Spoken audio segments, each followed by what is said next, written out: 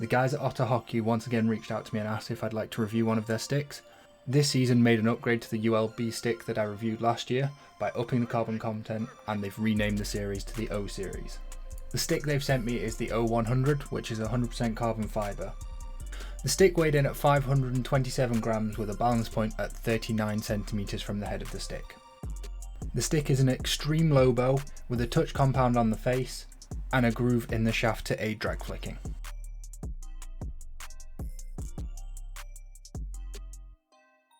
The touch compound on the stick is very aggressive. It's very rough and feels almost like grip tape on a skateboard when you rub your finger over it. This makes the head of the stick especially grippy even when it's soaking wet when you're playing on a water-based pitch or when it's pouring down with rain. With the high carbon content, the stick is very stiff. This means that it gives really good feedback on the ball, so the moment the ball hits the stick you can feel it alive in your fingers. The downside of this is when you mishit the ball, you will get those vibrations up into your hands because of that stiffness. Because of that stiffness, the first touch is not very forgiving.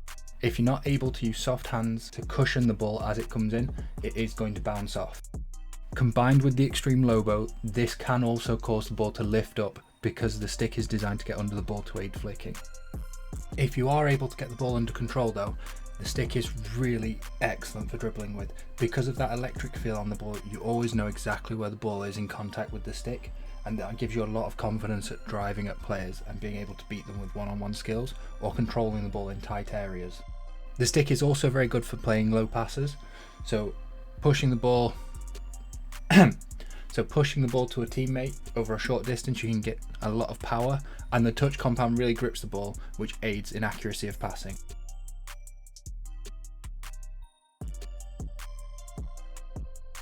As I've already mentioned, this is a very stiff stick. That means you get a substantial power transfer when hitting. Despite how light-headed the stick feels when dribbling, you can really feel the power transferring to the ball when you hit the ball cleanly. The sweet spot on this stick is not the biggest, but it is by no means small. And when you hit through the middle of the ball, it really flies off the end of the stick. You can really feel the difference in power compared to the 90% stick that I tried last year. And the stick is very unforgiving on mishits. You will feel the stick vibrate if you don't connect cleanly with the ball.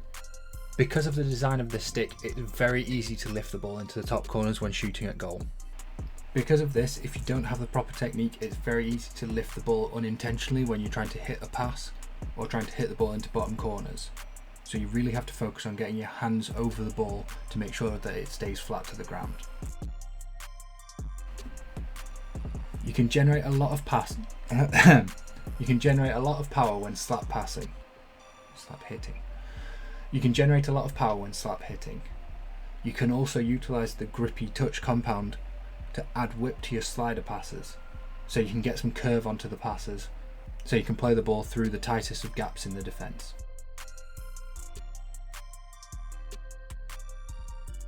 The reverse edge on this stick is not super thick, but what it is very consistent in its transfer of power. It's very easy to strike cleanly through the centre of the ball and power the ball into the bottom corners.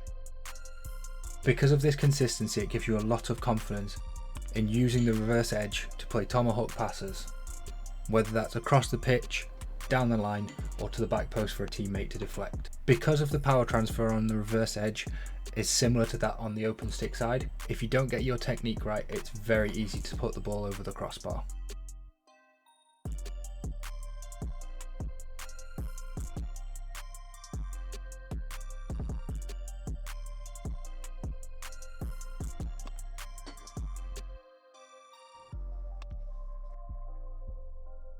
Flicking is what this stick is designed to do.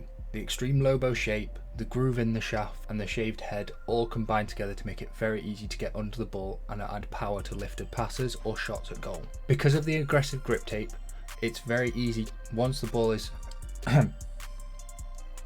because of the aggressive touch compound on the face, it's very easy once you're under the ball to keep the ball on the head of the stick, which gives you a lot of control in where you put the ball. This confidence in the accuracy of lifted passes makes you willing to play a lifted pass just outside of a defender's reach, but because of your confidence, you know it won't be intercepted. In terms of shooting, that confidence carries over as well.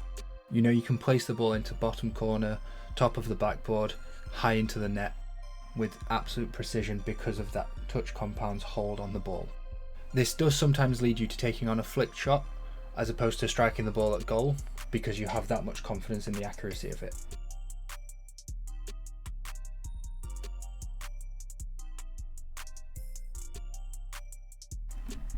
This ease of getting under the ball is carried into overheads as well. Because of the shaping of the stick, it's very easy to get under the ball and very easy to put the ball high into the air for a lifted pass.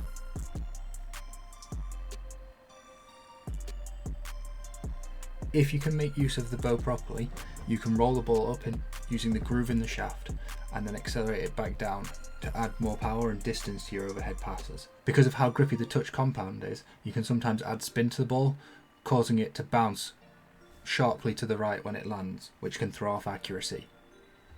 As long as you flick straight through the ball, you shouldn't have too much of an issue with this though.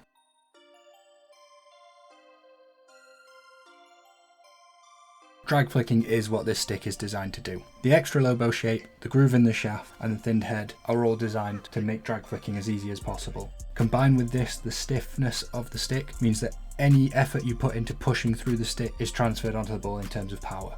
It's very easy to get under the ball and lift it high into the goal, and it's equally easy to rotate your wrist slightly forward so the head of the stick goes slightly over the ball to keep it flat to the ground for deflections or finding a bottom corner. One thing the stick is really good at when drag flicking is adding a little bit of spin onto the ball because of the aggressive touch compound on the face. This small amount of spin will cause the ball to curve ever so slightly. This will make it more difficult for goalkeepers to pick the ball out of the air because the trajectory of the ball will change. This stick is fantastic for drag flicking, and it is one of my favourite sticks for drag flicking that I've ever tested.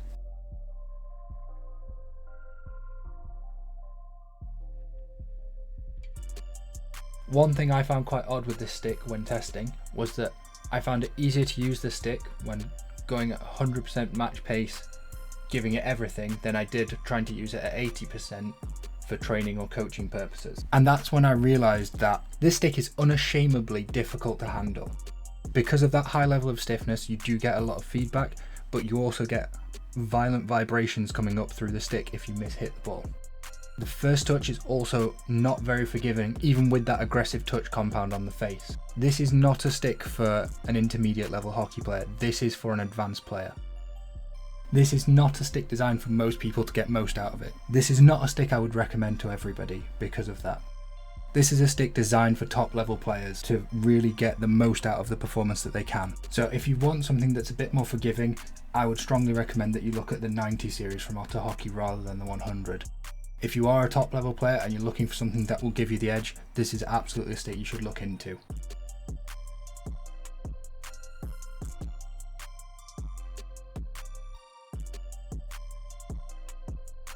Thank you very much for watching. Please like and subscribe so I can keep these reviews coming.